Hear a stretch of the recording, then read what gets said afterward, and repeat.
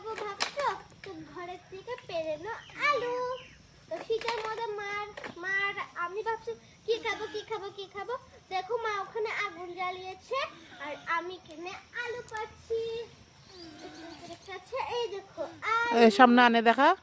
এই দেখো এই আলুগুলা তোমরা চিনলে কমেন্টে বলো।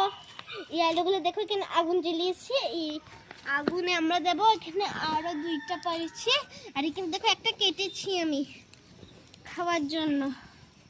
একটা কেটের জন্য এটা একটু পুড়ে গেছে।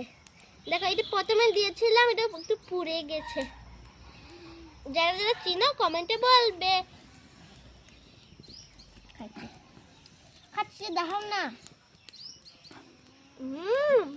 খুবই মিষ্টি। তোমরা লবণ দিয়েও খেতে পারবে, চিনি দিয়েও খেতে পারবে। খুবই টেস্টি।